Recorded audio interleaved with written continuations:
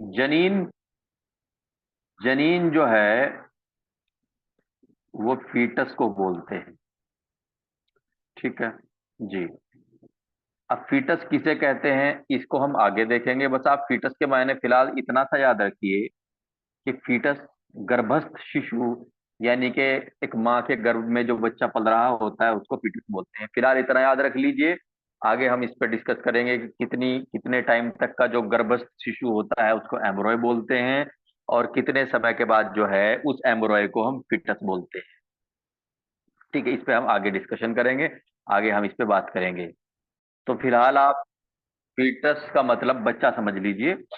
ठीक है, बाकी इस पे हम डिस्कशन आगे करेंगे, इसको क्लियर आगे करेंगे ताकि इसके समझने में कभी भी कंफ्यूजन आगे ना रहे जी।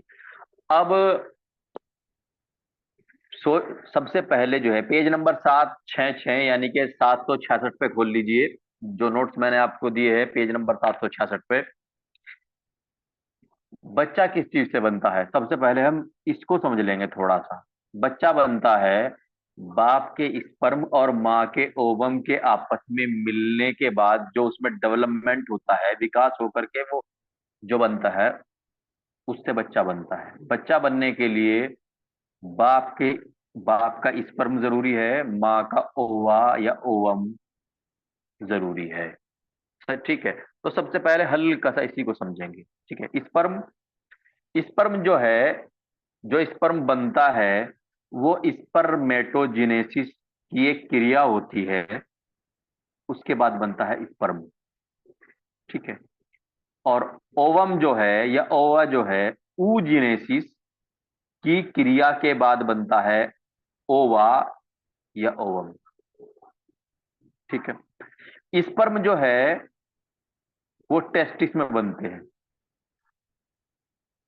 स्पर्म जो है वो टेस्टिस में बनते हैं। ओवम जो है वो ओवरी में बनता है या डेवलप करता है, डेवलप होता है। ठीक है जी। ओवरी को खुसियातुर रहम कहते हैं, टेस्टिस को खुसिया कहते हैं यूनानी में जी। तो स्पर्म जो है वो टेस्टिस में बनते हैं, और ओवम या ओवा जो है वो ओवरी में बनते हैं या विकसित होते हैं जी। ये एक फंडामेंटल सी चीज है, शुरुआत यहां से होती है। अब उसके बाद मेल और फीमेल के आपस में मिलने यानी कि सेक्स करने से मेल के स्पर्म फीमेल की वैजाइना में छोड़ दिए जाते हैं, और ये फीमेल की वैजाइना से होते हुए सर्विक्स को पार करते हुए यूट्रस में जाते हुए, और यूट्रस के बाद ये फैलोपियन ट्यूब्स में जाते हैं। हर एक महिला को एक यूट्रस, और हर यूट्रस में दोनों साइड बाइलेटरल फैलोपियन ट्यूब्स होती है। ठीक है, ये जो फैलोपियन ट्यूब्स है इनसे आगे की तरफ ओवरी कनेक्ट होती है, यानी कि जहां पे अंडा बनता है, ओवम या ओवा बनता है, ओवरी वो लास्ट में अंडाकार होती हैं, वो लास्ट में होती हैं, क्योंकि फैलोपियन ट्यूब का जो लास्ट वाला हिस्सा है उसको फिम्ब्रिया कहते हैं। फैलोपियन ट्यूब का जो लास्ट हिस्सा है, फैलोपियन ट्यूब कहाँ है, यूट्रस में दोनों तरफ लगी हुई है। फैलोपियन ट्यूब एक राइट साइड में लगी हुई है, एक लेफ्ट साइड में लगी हुई है। ठीक है, अब फैलोपियन ट्यूब का जो सबसे लास्ट वाला हिस्सा है वो फिम्ब्रिया है, और फिम्ब्रिया जो होती है वो just like finger like structure, यानी कि इंसान के हाथ की उंगलियों जैसी संरचना स्ट्रक्चर होती है फिम्ब्रिया। उसके आगे होती है ओवरी। अब जब ओवरी में ओवा यानी कि ओवम डेवलप हो जाता है, विकसित हो जाता है, तो फिम्ब्रिया यानी कि फैलोपियन ट्यूब का आखिरी हिस्सा जो कि इंसान के हाथ की उंगलियों जैसा है, वो उसको पिक कर लेता है, ले लेता है ओवरी से, और वो फैलोपियन ट्यूब में को होता हुआ यूट्रस में आ जाता है। ठीक है, यूट्रस में आकर के हर महीने महीना आ जाता है, और महीने आने के बाद वो है जो फ्लश आउट हो जाता है, निकल जाता है शरीर से। एक महीने राइट साइड से महीना आता है, 1 महीने लेफ्ट साइड से महीना आता है। इसीलिए अगर किसी महिला की एक फैलोपियन ट्यूब बंद हो जाए किसी कारणवश, तो एक फैलोपियन ट्यूब से उसको प्रॉपर महीना भी आता रहता है, और एक फैलोपियन ट्यूब से वो प्रेग्नेंट भी हो सकती है। ठीक है। अब जो फिम्ब्रिया है, फिंगर लाइक स्ट्रक्चर है, जो संरचना है, जो कि ओवरी से ओवम को पिक कर लेती है, उठाती है। फिम्ब्रिया के बाद आता है एम्प्यूला। एम्प्यूला जो है, ये भी फैलोपियन ट्यूब का एक हिस्सा है। फिम्ब्रिया के बाद, फिम्ब्रिया सबसे चौड़ी होती है। फिम्ब्रिया के बाद ये जो हिस्सा होता है, ये सबसे चौड़ा हिस्सा होता है, जिसको हम एम्प्यूला बोल देते हैं।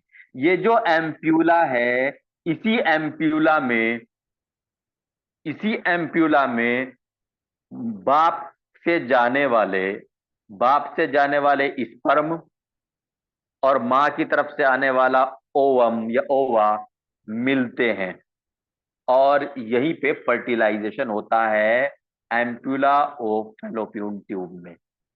यानी कि जो मिलन होता है वो ओवरी में नहीं होता। अगर सवाल ये पूछ लिया जाए कि ओवरी, ओवम और स्पर्म की मीटिंग कहाँ होती है, मिलते कहाँ हैं, तो ओवरी में नहीं मिलते हैं, फैलोपियन ट्यूब में मिलते हैं।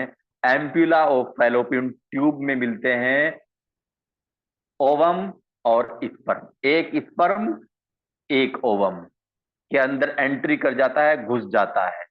ठीक है। और घुसने के बाद वो जो ओवम होता है, मैं आपको बताता चलूं, इंसान के शरीर की सबसे बड़ी जो कोशिका है वो ओवम है। अगर मेल फीमेल दोनों की बात करें तो सबसे बड़ी जो कोशिका है वो ओवम है। लेकिन अगर हम बात करें, क्योंकि ये जो ओवम बन रहा है ये यूनिसेल्यूलर होता है, एक सेल से बना होता है। लेकिन अगर हम मेल की भी बात करें, और ये जो ओवम है ये तो रिप्रोडक्टिव एंड जेनाइटल सिस्टम का हिस्सा है, यानी कि बच्चा पैदा करने वाला जो सिस्टम है उसका हिस्सा है। हम वैसे अगर सामान्य रूप से बात करें, क्योंकि ओवम जो है वो फीमेल में बनता है, मेल में तो नहीं बनता है, तो अगर हम सामान्य रूप से बात करें तो सबसे बड़ी जो कोशिका है, जो सेल है, वो नर्वस सिस्टम यानी कि तंत्रिका तंत्र वाली जो कोशिका होती है वो होती है सबसे बड़े वाली कोशिका इंसान के शरीर में। लेकिन अगर फीमेल की बात करें तो उनमें सबसे बड़ा जो बनता है वो ओवम बनता है। अब जब ओवम एम्प्यूला ऑफ फीमेल में आ जाता, एम्प्यूला ऑफ फैलोपियन ट्यूब में आ जाता है, तो स्पर्म जो है वो उसमें घुस जाता है। और स्पर्म जब उसमें घुस जाता है तो उसके बाद वो जो ओवम है वो 1 से 2 में, 2 से 4 में, 4 से 8 में, इस तरीके से सेल डिवीजन होनी शुरू हो जाती है। यानी कि ओवम जो है ना, ओवम वो अकेला अंडा नहीं रहता। फिर वो ओवम क्या काम करता है, वो उसके हिस्से, मतलब उसमें जो है वृद्धि होनी शुरू हो जाती है। शुरू में वो एक होता है, फिर उसके 2 हो जाते हैं। मतलब हालांकि वो चिपका हुआ ऐसा नहीं कि गोलियों की तरह जो है वो कहीं तैर रहे हैं, एक ही जगह होते हैं, लेकिन वो पहले एक होता है, सिंगल होता है, फिर डबल, 4 गुना, फिर डबल, फिर ऐसे ही होता है। और ऐसे ही क्या बनती हैं, शुरू में ट्यूब्स बनती हैं। उस ट्यूब्स के बाद क्या होता है, उन ट्यूब्स से ही बच्चे के अंग निकलते हैं, हाथ पैर सिर दिल सब बनता है उन ट्यूब से ही। ठीक है। तो ये जो फर्टिलाइजेशन होता है, यानी कि ओवम के अंदर जब स्पर्म घुसता है और उसके अंदर जो सेल डिवीजन शुरू हो जाता है, तो जाइगोट बनता है, इसको जाइगोट बोल देते हैं। ठीक है। जब ये जाइगोट बन जाता है, अब जाइगोट बन गया, जब ये जाइगोट बन जाता है तो ये जाइगोट करता क्या है, ये फैलोपियन ट्यूब के अंदर आराम आराम से चलता चलता चलता चलता 6 से 7 दिन में यूट्रस में, यानी कि बच्चेदानी में, यानी कि रहम में, यानी कि गर्भ में आ जाता है।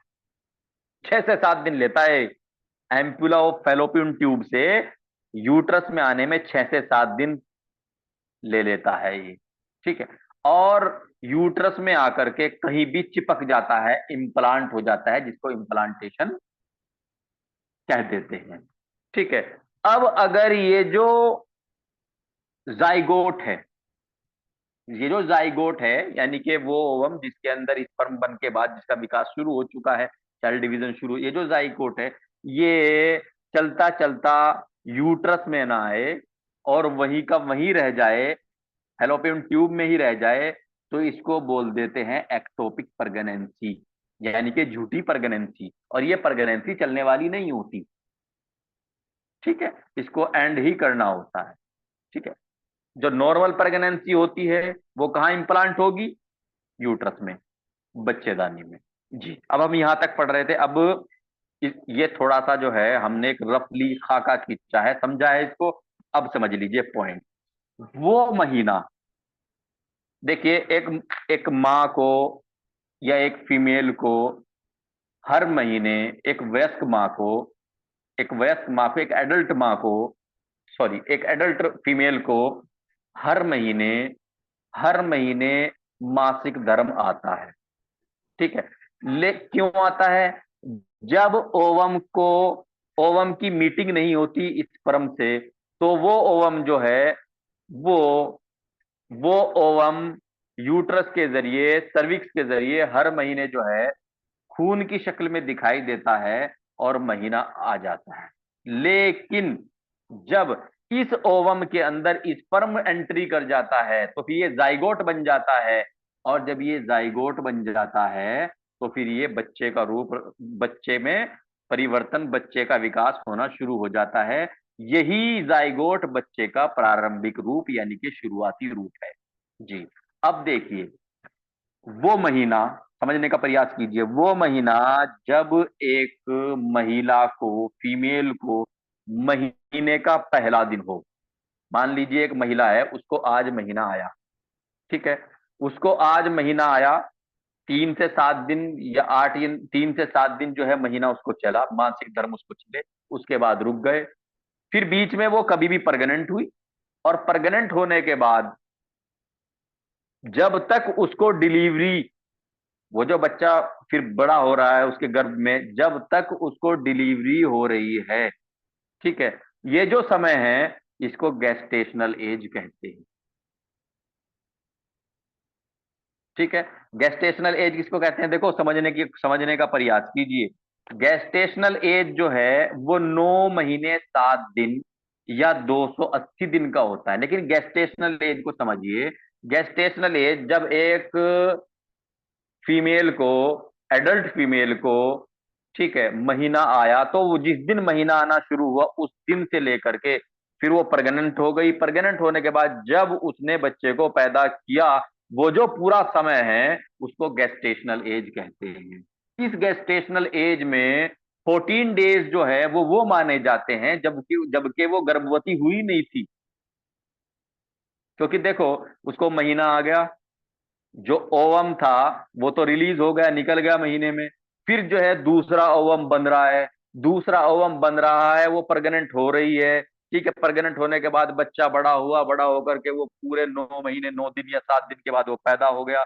तो वो टाइम भी उसमें जुड़ रहा है जबकि उसको महीना आया था और उसका पहला दिन।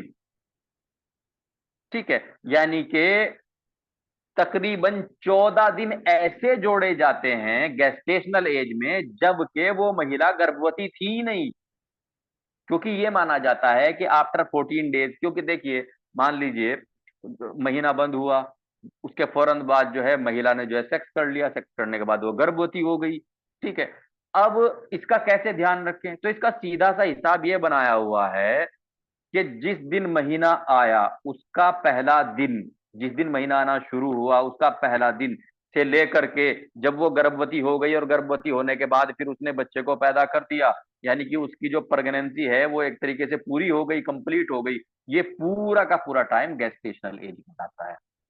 और इसमें पहले 14 दिन ऐसे माने गए हैं जबकि वो महिला गेस्टेशनल एज में, जबकि वो महिला गर्भवती नहीं थी। ये माना जाता है कि आफ्टर 14 डेज वो गर्भवती हुई, और उसके बाद जो है फिर उसने बच्चे को पूरा टाइम करने के बाद पैदा किया, तो इसको बोलते हैं गेस्टेशनल एज।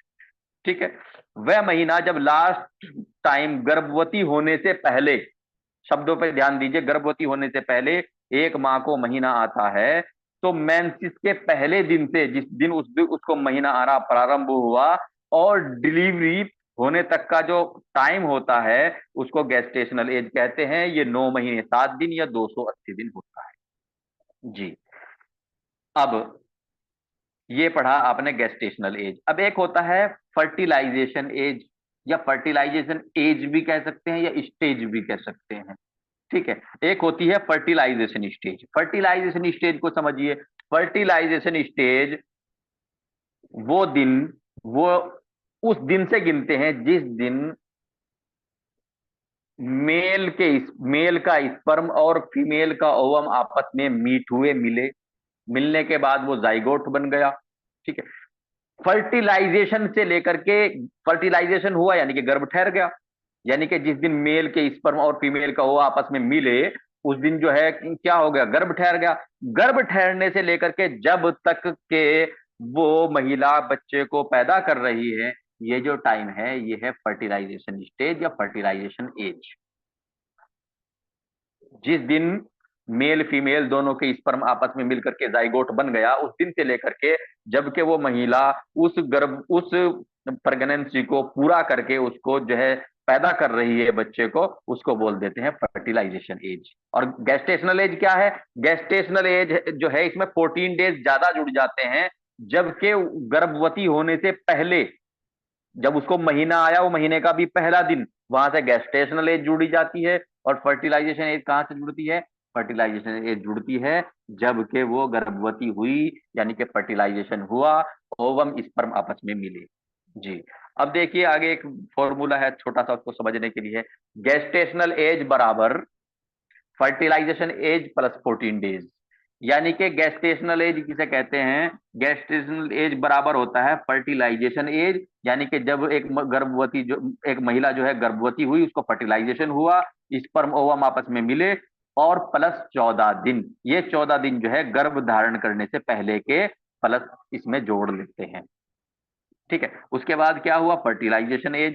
फर्टिलाइजेशन एज में क्या होता है? जो गेस्टेशनल एज है उसमें से 14 दिन घटा देते हैं। सीधी सी बात है, ये सीधा सा फॉर्मूला है। फर्टिलाइजेशन एज में से 14 दिन घटा देते हैं। कौन से घटा देते हैं? वो घटा देते हैं जो ऊपर जोड़े थे, यानी कि जो गेस्टेशनल एज में 14 दिन जोड़े थे ना, यही 14 दिन जो है जब फर्टिलाइजेशन एज का फॉर्मूला बना देते हैं तो घटा देते हैं जी। अब आप आ जाइए पेज नंबर 767, 767 पे। ठीक है जी। गर्भावस्था यानी वह समय जब गर्भ में, यूट्रस में एक गर्भ शिशु होता है, उसमें समय समय पर जैसे प्रेगनेंसी का समय बढ़ता है, बच्चे का एम्ब्रियो fetus बढ़ता है, उसमें विकास का परिवर्तन होता है, और ये बदलाव फर्टिलाइजेशन से शुरू होकर डिलीवरी में चलता रहता है। इस गर्भावस्था टाइम को आधार पर स्टेज में डिवाइड करते हैं, यानी कि जब एक गेस्टेशनल एज, जब एक महिला को महीना आया उसका पहला दिन, और उस दिन से लेकर के जबकि उसने बच्चे को पैदा किया, गर्भ धारण किया, और पूरा समय उसने प्रेगनेंसी को रखा, ठीक रखा, और उसके बाद जो है उसने बच्चे को पैदा कर दिया, तो ये क्या हुआ? Gestational as. अब इसमें क्या होता है? गेस्टेशनल एज में 14 दिन के बाद जब फर्टिलाइजेशन शुरू हो जाता है, फर्टिलाइजेशन एज जहां से शुरू हो जाती है, इसमें क्या होता है? बच्चा चूंकि ठहर गया है, ठीक है, स्पर्म ओवम आपस में मिल गए हैं, उसमें क्या होता है? सेल डिवीजन शुरू हो जाता है। सेल डिवीजन यानी कि एक कोशिका से दो बनी, दो से चार बनी, चार से आठ, आठ से 16 बनी, 32 बनी। ठीक है, बननी शुरू हुई। ठीक है, सेल डिवीजन शुरू हुआ। जब सेल डिवीजन शुरू हुआ, ठीक है, तो बच्चे ने विकास करना शुरू किया, यानी कि बढ़ोतरी शुरू की। ठीक है, शुरू में वो 2 mm का था, इसी तरीके से वो बढ़ता बढ़ता बढ़ता बढ़ता बढ़ता 2 से 2.5 किलो का बच्चा बन गया 9 महीने में। तो ये कैसे हुआ? ये जब उस बच्चे ने ग्रो किया, उसकी सेल्स डिवीजन हुई, उसकी सेल 1 से 2, 2 से 4, 2 से 8, ठीक है, 4 से 8 ऐसे बनी, तो उसका जो है विकास हुआ। और इसको एक क्रम में समझ लेते हैं थोड़ा सा। तो सबसे पहले कौन सा होती है? ओव्यूलर स्टेज होती है। ओव्यूलर स्टेज यानी कि ओवम वाली स्टेज। ओव्यूलर स्टेज वो स्टेज होती है जब तक गर्भावस्था नहीं ठहरी होती, यानी कि वो जो 14 दिन की बात हम कर रहे थे, वो जो हम 14 दिन की बात कर रहे थे फर्टिलाइजेशन से पहले, उसी को ओव्यूलर स्टेज बोलते हैं। यानी कि जब सिर्फ ओवा होता है, ओवम होता है, ओवा और ओवम एक ही होता है, इसको इतना ध्यान रखना, ठीक है। तो जबकि सिर्फ ओवा होता है, ओवम होता है, वो जो 14 डेज का टाइम है उसको ओव्यूलर स्टेज कहते हैं। ठीक है, गर्भ धारण करने से पहले का जो, गर्भ धारण करने से पहले का जो 14 दिन का टाइम होता है, ठीक है, जिसमें एग बन रहा होता है, ओवम डेवलप हो रहा होता है, उसी को ओव्यूलर स्टेज बोल देते हैं, और इसको जर्मिनल स्टेज भी कह देते हैं। एग्जाम की दृष्टि से जो है इंपॉर्टेंट है, अगर पूछ लिया जाए जर्मिनल स्टेज किसको कहते हैं, तो आपको याद रखना है ओव्यूलर स्टेज को बोलते हैं। ठीक है प्यारे बच्चों जी। अब ओव्यूलर स्टेज के समय होने वाले परिवर्तन, कई बार इससे संबंधित भी कुछ हो सकता है, पूछ लिया जाए।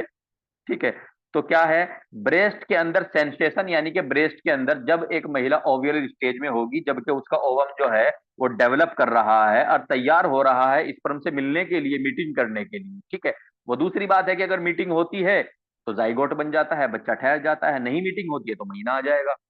ठीक है, मेंसेस आ जाएंगे, मानसिक धर्म आ जाएगा। लेकिन ओव्यूलर स्टेज में क्या क्या प्रभाव, क्या क्या चीजें सामने आती है, परिवर्तन होते हैं उसको। नंबर एक, ब्रेस्ट के अंदर जो है एक महिला को क्या होता है, सेंसेशन महसूस कुछ अजीब सी महसूसात पैदा हो जाते हैं। ठीक है, उसके बाद क्या होता है, सेक्स की इच्छा होनी शुरू हो जाती है। पेडू यानी पेट के निचले हिस्से में भारीपन, एक हैवीनेस सा महसूस होने लग जाता है। वेजाइना में सूजन या भारीपन आ जाता है। माइल्ड बॉडी टेम्परेचर, हल्का हल्का बॉडी में एक हरारत सी आने लग जाती है, एक टेम्परेचर सा आना शुरू हो जाता है। उनकुर रहम, उनकुर रहम किसको कहते हैं, उनकुर रहम कहते हैं सर्विक्स को, यानी कि बच्चेदानी की गर्दन को, जो वो कहते हैं, या बच्चेदानी के मुंह को उनकुर रहम कहते हैं। और उनकुर रहम जो है वो माइल्ड डायलेट हो जाता है, हल्का सा ओपन हो जाता है, खुल जाता है। ये सारी निशानियां होती है ओव्यूलर स्टेज की, जो कि फर्टिलाइजेशन से पहले का टाइम। अब क्या होता है, एम्ब्रॉय स्टेज। ओव्यूलर स्टेज के बाद एम्ब्रॉय स्टेज। एम्ब्रॉय स्टेज कहां से शुरू होता है, जब बच्चा ठहर गया। ठीक है, ओवम स्पर्म मिले मिले आपस में जाइगोट बना, यानी कि फर्टिलाइजेशन हो गया। फर्टिलाइजेशन का मतलब ही ये होता है कि मतलब ओवम स्पर्म मिल गए, ठीक है, और उसके बाद जो है सेल डिवीजन शुरू हो गया, यानी कि उसमें बढ़ोतरी शुरू हो गई। तो यहीं से एम्ब्रॉय स्टेज शुरू होती है। ठीक है, एम्ब्रॉय स्टेज का क्या सीन है, फर्टिलाइजेशन का अमल होने से लेकर 8 हफ्ते तक का टाइम एम्ब्रो स्टेज कहलाता है। जब फर्टिलाइजेशन हो गया, ओवम स्पर्म मिल गए, तो ओवम और स्पर्म मिलने के बाद का 14 दिन, यानी कि 2 हफ्ते, ठीक है, सॉरी 8 हफ्ते, सॉरी 14 दिन कहाँ पड़ गया मैंने, 8 हफ्ते तक का जो टाइम होता है वो एम्ब्रोय स्टेज कहलाता है। एम्ब्रोय स्टेज क्या होता है, इसमें थोड़ा सा कंफ्यूजन हो गया था, मैं इसको शुरू से पढ़ रहा हूँ। एम्ब्रो स्टेज क्या है, एम्ब्रो स्टेज क्या है, जब फर्टिलाइजेशन हुआ, तो फर्टिलाइजेशन होने के बाद मान लीजिए प्रेगनेंसी ठहर गई। ठीक है, तो प्रेगनेंसी ठहरने के बाद, फर्टिलाइजेशन होने के बाद पहले 8 हफ्ते या 2 महीने, इसमें थोड़ा सा मिस्टेक हो गया था, इसको करेक्ट कर लीजिए आप। अभी मैं एक लाइन जो है वो 14 वाली जो बोल गया था वो गलत बोल गया था। पहले 8 हफ्ते या 2 महीने, 8 हफ्ते में 2 महीने होंगे ना, जो होता है वो एम्ब्रॉय होता है। फर्टिलाइजेशन के बाद पहले 8 हफ्ते या 2 महीने जो होता है वो एम्ब्रॉय स्टेज होता है। ठीक है जी। इसमें क्या होता है, इसमें गर्भस्थ शिशु बनना शुरू हो जाता है। फर्टिलाइजेशन के 3 हफ्ते बाद बच्चे में, एम्ब्रॉय में, इंसान बच्चे में, एम्ब्रॉय में बॉडी पार्ट बनने शुरू हो जाते हैं। ठीक है, क्योंकि 1.25 महीने पे, 1.25 महीने में कितना होता है, यानी कि 5 हफ्ते पे, 5 हफ्ते पे धड़कन आ जाती है। 5 हफ्ते से लेकर के 6 हफ्ते, यानी कि 1.5 महीना, या 1.25 महीने, यानी कि 7 हफ्ते, 6 हफ्ते या 7 हफ्ते, यानी कि 1.25 महीना, 1.5 महीना या 1.25 महीने पे धड़कन आ जाती है। अब धड़कन किस चीज में आएगी, विचार करने वाली बात है। धड़कन आएगी कहाँ, अरे भाई दिल में ही तो धड़कन आएगी। तो इसका मतलब ये होता है कि हार्ट बन चुका होता है। वो दूसरी बात है कि वो इतना डेवलप नहीं होता जैसे कि हार्ट होता है, लेकिन हार्ट की जो एक संरचना होती है, जो हार्ट का एक आकार होता है जो कि पंप कर सकता है, वो बन गया होता है, यानी कि पंप वाला सिस्टम शुरू हो चुका होता है। वो इतना हाईली मस्कुलर नहीं होता जितना एक एडल्ट होता है, या जितना जो है एक बच्चा होता है, पूरा फीटस होता है, लेकिन एक संरचना हार्ट रूपी बन चुकी होती है। ठीक है, इसीलिए 1.25 महीने से लेकर के 1.5 महीने या 1.25 महीने में क्या होता है, धड़कन आ जाती है। तो 3 महीने, सॉरी 3 हफ्ते, 3 हफ्ते से ही बॉडी पार्ट बनने शुरू हो जाते हैं। जी। अब एम्ब्रॉय स्टेज के 3 हफ्ते यानी कि गेस्टेशनल एज के 5 हफ्तों के बराबर होते हैं। ये सवाल भी इंपॉर्टेंट सवाल है, इसको ध्यान रखा जाए। देखिए, एम्ब्रॉय स्टेज कहां से शुरू होता है? एम्ब्रॉय स्टेज शुरू होता है बच्चा ठहरने के बाद, यानी कि फर्टिलाइजेशन के बाद। ठीक है। और गेस्टेशनल एज कहां से होता है शुरू? गेस्टेशनल एज तो बच्चा ठहरने से 14 दिन पहले से शुरू हो जाता है, यानी कि 2 हफ्ते पहले से शुरू हो जाता है। तो 2 हफ्ते तो वो जो गेस्टेशनल एज के हैं, पहले हैं। गेस्टेशनल एज तो डिलीवरी तक का टाइम है, लेकिन 2 हफ्ते वो जो फर्टिलाइजेशन से पहले के हैं, और 3 हफ्ते मान लीजिए, 3 हफ्ते एम्ब्रॉय के। ठीक है। तो एम्ब्रॉय के 3 हफ्ते जो है गेस्टेशनल एज के 5 हफ्तों के बराबर होते हैं, यानी कि 2 हफ्ते जो है वो ओव्यूलर स्टेज के जुड़ जाते हैं। फर्टिलाइजेशन एज की अगर बात करें तो एम्ब्रॉय जब 3 हफ्ते का होगा, एम्ब्रॉय जब 3 हफ्ते का होगा, तो गेस्टेशनल एज 5 हफ्तों की चल रही होगी, क्योंकि 2 हफ्ते ओव्यूलर स्टेज के, जबकि ओवम डेवलप हो रहा है, प्रेगनेंसी नहीं ठहरी है, वो जुड़ जाता है। इसको आप ऐसे समझ लीजिए कि जब बच्चा जब ठहरने के बाद, मान लीजिए अगर 3 हफ्ते का अंदर हुआ, एम्ब्रॉय 3 हफ्ते का हुआ, तो अगर गेस्टेशनल एज उस टाइम पे जोड़ेंगे तो गेस्टेशनल एज जो है वो 3 हफ्ते की नहीं बल्कि 5 हफ्ते की आएगी, क्योंकि 2 हफ्ते ओवुलर स्टेज के वो जुड़ जाते हैं, जबकि जबकि प्रेगनेंसी नहीं ठहरी थी, वो सिर्फ एक ओवा था या ओवम था, जिसमें अभी स्पर्म ने एंट्री नहीं की थी। ठीक है जी। तो एम्ब्रॉय स्टेज के 3 हफ्ते गेस्टेशनल स्टेज के 5 हफ्तों के बराबर होते हैं। इस पॉइंट को याद रखना है, इंपॉर्टेंट, क्योंकि गेस्टेशनल एज में 2 हफ्ते जो है 14 दिन ओवुलर स्टेज किया जाते हैं। अब क्या होता है? फीटस यानी कि जनीन, फर्टिलाइजेशन के 2 महीने यानी 8 हफ्ते के बाद, हाँ, फीटस यानी कि जनीन, पहले 8 हफ्ते यानी कि 2 महीने है एम्ब्रॉय कहते हैं। उसके बाद 8 हफ्तों के बाद, 8 हफ्तों के बाद यानी कि 2 महीने के बाद, बच्चे को जब तक कि वो पैदा होता है उसको फीटस कहते हैं। पहले पहले 2 महीने एम्ब्रॉय, और बाकी की जो गर्भावस्था है उसको फीटस कहते हैं। जी।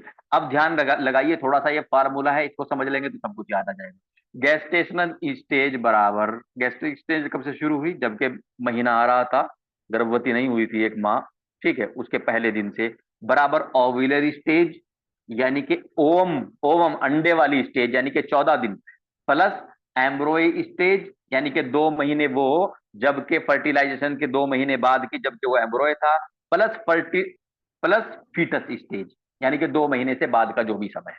ये तो हुआ गेस्टेशनल एज। और फर्टिलाइजेशन स्टेज में कैसे करेंगे? Embryo stage plus foetus stage, इसमें ओव्यूलर स्टेज नहीं आएगा, क्योंकि फर्टिलाइजेशन जो स्टेज है वो शुरू ही ओव्यूलर स्टेज के बाद होती है।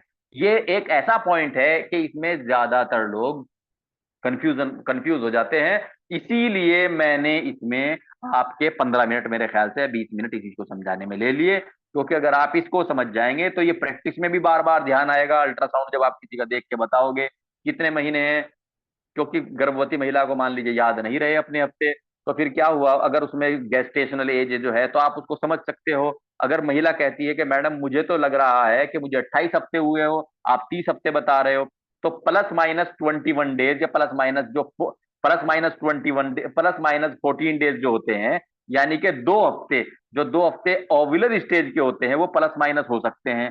ठीक है, क्योंकि हो सकता है गर्भ जो है वो अर्ली स्टेज में ही ठहर गया हो, और ठीक है, जैसे ही महीने रुके फौरन जो है मेंसिस रुके फौरन जो है वो गर्भ ठहर गया। और ऐसा भी हो सकता है कि मेंसिस आने से 2-4 दिन पहले ही जो है गर्भ ठहरा हो। तो ये जो 14 दिन हो सकते हैं, ये प्लस माइनस जो है हो सकते हैं। जी। फीटल डेवलपमेंट, अब हम पढ़ते हैं फीटल डेवलपमेंट। ज्यादातर चीजें हमने यहां तक मोटी मोटी समझ ली हैं, अब हम फीटल डेवलपमेंट पढ़ रहे हैं, यानी कि फीटस ठहर गया है, एम्ब्रॉय ठहर गया है, फर्टिलाइजेशन हो गया है, बच्चा ठहर गया है। अब उसमें कैसे कैसे डेवलपमेंट होता है उसको समझ लेते हैं। इसके अंदर कई इंपॉर्टेंट पॉइंट है, जहां जहां आएंगे मैं आपको बता दूंगा। आप लोग पेन लेकर के बैठिए, जो इंपॉर्टेंट चीज है। और अगर आप लोग इस क्लास में अभी पेन लेकर के नहीं बैठ रहे हैं, तो जब इसको रिकॉर्डिंग सुने, मैं आपको बोल रहा हूं, तो उस टाइम पेन लेकर के बैठे और इसको बीच में रोक रोक के रिकॉर्डिंग को कर लें जी। तो फर्टिलाइजेशन का जो अमल है, यानी कि फेलोपियन ट्यूब में होता है, एम्प्यूला ऑफ फेलोपियन ट्यूब में होता है। ठीक है। ओवम होता है, ओवम से क्या मिलता है? स्पर्म मिलता है। बहुत सारे स्पर्म जो है एक साथ जो है मनी में छोड़े जाते हैं, वीर्य में छोड़े जाते हैं। उनमें से केवल एक स्पर्म ही जो है वो ओवम के अंदर घुसता है, और एक स्पर्म ही ओवम के अंदर घुसता है, फर्टिलाइजेशन होता है और बच्चा बनना प्रारंभ हो जाता है। बाकी के जो स्पर्म होते हैं, चूंकि स्पर्म जो है वो प्रोटीन के बने होते हैं, बाकी के जो स्पर्म होते हैं वो साथ में चिपक जाते हैं, काम आ जाते हैं। लेकिन जो गुणसूत्र बनेंगे, जो बच्चा डेवलप होगा, वो एक ही स्पर्म का होगा जिसने अंदर एंट्री ली है, जो अंदर ओवम में या ओवम में घुसा है। ठीक है। वो एक ही, जो गर्भवती होती है महिला, वो केवल एक स्पर्म से होती है। ठीक है। कई बार ज्यादा, दो से भी हो सकती है, तीन से भी हो सकती है, वो ट्विंस वाला सिस्टम चला जाता है। हम जो फिलहाल पढ़ रहे हैं, हम सीधा एक तरीके से मेन मेन बात पढ़ रहे हैं। ठीक है। इसमें फिर कई बार जो है मतलब थोड़ा बहुत ऊपर नीचे हो जाता है। ठीक है। हम ये भी कह सकते हैं कि एक बार में दो स्पर्म से प्रेग्नेंट होती है एक महिला, हो सकती है। लेकिन वो थोड़ा सा जो है हटकर के चीजें हैं, अपवाद है एक तरीके से, उन पे डिस्कशन नहीं करेंगे, एक नॉर्मल वे पे चलेंगे, उसको समझेंगे। ठीक है। तो ओवम जो है वो जाइगोट में बदल जाता है जब उसके अंदर स्पर्म एंट्री कर जाता है। और ये जाइगोट कहाँ बनता है? ये फेलोपियन ट्यूब में बन जाता है। फेलोपियन ट्यूब से यूट्रस तक आने में इस जाइगोट को, ये जो जाइगोट आता है, जो बच्चा ठहर गया है, फेलोपियन ट्यूब 6 से 7 दिन लग जाते हैं। उसके बाद ये यूट्रस में आ गया। यूट्रस में आकर के ये यूट्रस की दीवार पे, ठीक है, कहीं भी चिपक जाता है। इसको इम्प्लांटेशन कह देते हैं। और इसको इम्प्लांटेशन होने में 11 दिन तक का समय लग जाता है, यानी कि 6 से 7 दिन। तो ये चलता चलता आ रहा था, यूट्रस में आ गया, और यूट्रस में आने के बाद 3 से 4 दिन इसको इम्प्लांटेशन होने में लग जाते हैं, यानी कि टोटल यूट्रस में आकर के इम्प्लांट होने में इसको 11 दिन के आसपास का समय लग जाता है जी। अब फीटस की जो बढ़ोतरी होती है वो कैसे होती है, इसको समझ लेते हैं। पहले 4 हफ्ते, यानी कि पहला महीना, ठीक है, फर्टिलाइजेशन शुरू हो गया है, गर्भ ठहर गया है।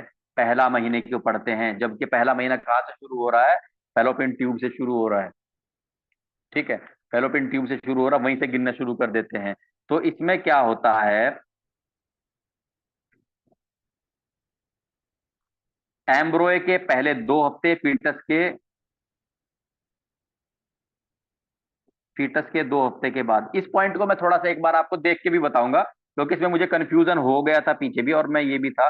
इसको मैं आपको लिख करके भेजूंगा, एम्ब्रॉय और फीटस को। आप आगे चलिए जी। 2 हफ्ते से 3 हफ्ते तक जो लंबाई होती है, ये इंपॉर्टेंट पॉइंट है। ये एम्ब्रॉय और फीटस को मैं एक बार और बार क्लियर करके बताऊंगा आपको, थोड़ा सा मुझे कंफ्यूजन हो रहा है इसमें। ठीक है। बाकी देखिए, 2 से 3 हफ्ते यानी कि एम्ब्रॉय की जो लंबाई होती है, ये इंपॉर्टेंट है। ये 2 से 3 होती है। जब एम्ब्रॉय जो है वो 2 से 3 हफ्ते का होता है, तो उसकी जो लंबाई होती है वो 2 से 3 होती है। ठीक है। उसके बाद 4 हफ्ते होने पर 4 हो जाती है। ठीक है। जो एम्ब्रॉय है, जो बच्चा है, उसकी जो लंबाई होती है वो 4 हफ्ते में कितनी हो जाती है? 4 हो जाती है। चूंकि ये लंबाई बहुत कम है, और एग्जामिनर ऐसी ही चीजें पूछता है जो थोड़ी सी अजीब सी लगे, स्पेशल सी हो। तो इस लंबाई को याद रख देना, ये जो पॉइंट है ये इंपॉर्टेंट है। 2 से 3 हफ्ते पे जो है 2 से 3 और 4 हफ्ते पर 4 होती है। ठीक है। एम्ब्रॉय की लेंथ, जी, बच्चे की लेंथ। अब 5वें हफ्ते से लेकर के 8वें हफ्ते तक, 5वां हफ्ता शुरू हुआ, मतलब दूसरा महीना शुरू हो गया। 5वें से 8वें हफ्ते तक कौन सा महीना शुरू हो गया? दूसरा महीना। दूसरे महीने में महीने में जो एम्ब्रॉय की लंबाई होगी वो 3 सेंटीमीटर होगी। ठीक है। और 2 ग्राम का होगा उस टाइम पे। और अम्बलाइकल कोड से ब्लड सर्कुलेशन होना शुरू हो जाता है, यानी कि ब्लड सर्कुलेशन जो है वो अम्बलाइकल कोड से होना शुरू हो जाता है। अम्बलाइकल कोड से कैसा होना शुरू हो जाता है? जो प्लासेंटा है वो डेवलप होनी शुरू हो जाती है, प्लासेंटा जो है वो बन जाती है। प्लासेंटा से ब्लड जो है वो अम्बिलाइकल कोड के जरिए बच्चे की नाभि के जरिए बच्चे के शरीर में एंट्री करता है। तो अम्बिलाइकल कोड से जो ब्लड सर्कुलेशन यानी कि खून का दौरा बच्चे में आना शुरू हो जाता है, वो दूसरे महीने में आना शुरू हो जाता है। ये इंपॉर्टेंट पॉइंट है। ठीक है, अम्बिलाइकल कोड से ब्लड सर्कुलेशन कौन से महीने में शुरू हो जाता है? दूसरे महीने में। इंपॉर्टेंट पॉइंट है, इसके ऊपर स्टार वगैरह बना लेना जिससे कि आपको याद रहे। अब 90 हफ्ते से 12वें हफ्ते, 90 हफ्ते से 12वें हफ्ते, जी, 90 हफ्ते से 12वें हफ्ते का क्या मामला है? 12वें हफ्ते में फीटस की लंबाई 8 से 9 सेंटीमीटर होती है, वजन जो है वो 50 ग्राम होता है। अल्ट्रासाउंड में, अल्ट्रासाउंड में अगर हार्ट हार्ट की आवाज सुनेंगे तो तीसरे महीने में वो सुनने लग जाती है। ठीक है, वैसे तो दूसरे महीने में ही सुनने लग जाती है, 1.25 महीने 1.5 महीने के बाद जैसे ही धड़कन आ जाती है, धड़कन जो है वो सुनाई देने लग जाती है। लेकिन तीसरे महीने जैसे ही 2 महीने कंप्लीट होते हैं तो ये फिर कंफर्म सुनाई देने लग जाती है, यानी कि पक्की सुनाई देने लग जाती है। ठीक है, और एक इसमें बहुत ज्यादा इंपॉर्टेंट पॉइंट है, वो ये है कि तीसरे महीने में जैसे ही गर्भस्थ शिशु 3 महीने का होता है, बच्चा जो है 3 महीने का होता है, गुर्दे जो है वो अपना काम करना शुरू कर देते हैं, यानी कि पेशाब को छानना शुरू कर देते हैं। ये वेरी इंपॉर्टेंट क्वेश्चन है। ठीक है, गुर्दे अपना काम कौन से महीने में शुरू कर देते हैं? तीसरे महीने में, यानी कि 12वें हफ्ते में शुरू कर देते हैं। जी, एक पॉइंट है वो बाद में बताऊंगा आपको मैं। फिलहाल 13वें हफ्ते से 16वें हफ्ते यानी कि चौथे महीने पे आ जाएंगे आप। चौथे महीने में क्या होता है? चौथे महीने में स्केलेटन यानी कि जो हड जो कंकाल है, स्केलेटन, ठीक है, अज़्म हैकली, हमने उसमें अनाटमी में पढ़ा था, जो बच्चे का कंकाल है वो डेवलप होना शुरू हो जाता है, यानी कि हड्डियां बननी शुरू हो जाती हैं। हड्डियां जो है, हड्डियों के अंदर मजबूती आनी शुरू हो जाती है। और बच्चे के जो जननांग होते हैं, जो एक्सटर्नल जेनाइटल ऑर्गन्स होते हैं, वो नमूदार होने शुरू हो जाते हैं चौथे महीने में, बाहर की तरफ दिखाई देने शुरू हो जाते हैं, एपियर होने शुरू हो जाते हैं चौथे महीने में। चौथे महीने में बच्चे का वजन 170 से 180 ग्राम, और उसका जो वजन, उसकी जो लंबाई होती है वो 15 से 16 सेंटीमीटर होती है। ठीक है, 17 से 20वां हफ्ता यानी कि 5वां महीना। अब 5वें महीने में जो एक सबसे इंपॉर्टेंट चीज है जो पूछी जाती है वो है क्यूकनिंग। क्यूकनिंग के किसको कहते हैं? जब एक माँ के गर्भ में बच्चा होता है और बच्चा क्या करता है, माँ के गर्भ में मूवमेंट करता है, चलता है, फिरता है, मुठ्ठिया करके मारता है, एड़ी मारता है, लात मारता है, तो माँ को जो है एक अजीब सी महसूस होती है। ठीक है, तो इसको बोलते हैं क्विकनिंग। जब माँ अपने गर्भस्थ शिशु की हरकत को पहचानने लग जाए, जो उसकी हरकत है, यानी कि जो उसका एक तरीके से चलना फिरना है, जब उसको एक माँ समझने लग जाए, उसको महसूस होने लग जाए कोई चीज, क्योंकि बच्चा जो है माँ के पेट में जो है वो हरकत करता रहता है, खेलता रहता है। ठीक है, वो लात मारता है, मुक्का मारता है, सिर मारता है, ठीक है, चलने फिरने के पूरा प्रयास करता है, खेलता है एक तरीके से, तो माँ को महसूस होता है जैसे पेट में कोई चीज घूम रही है, चल रही है, मार रही है, कुछ कर रही है, तो इसको क्यूकनिंग बोलते हैं। और ये 5वें महीने का साइन, 5वें महीने में शुरू होती है। तो ये वेरी इंपॉर्टेंट है। एक वेरी इंपॉर्टेंट पॉइंट यहाँ पे और भी है, वर्निक्स कैसिया कैसियोसा। जिन लोगों ने, जिन बच्चों, स्टूडेंट्स ने पैदा होता आफ्टर, जस्ट आफ्टर डिलीवरी देखा होगा, उन्होंने देखा होगा कि जब बच्चा पैदा होता है उसके ऊपर सफेद सफेद सा चिकना चिकना पाउडर सा लगा होता है, यानी कि जैसे क्रीम सी नहीं होती, ठीक है, पाउडर सा लगा होता है उसके ऊपर। इसको वर्निक्स कैसियोसा बोलते हैं। वर्निक्स कैसियोसा, जब बच्चा पैदा होता है उसके ऊपर जो सफेद सफेद पाउडर सा लगा होता है ना, गीला गीला, उसको वर्निक्स कैसियोसा बोलते हैं। और ये 5वें महीने के से बच्चे के ऊपर चिपकना शुरू हो जाता है, लगना शुरू हो जाता है।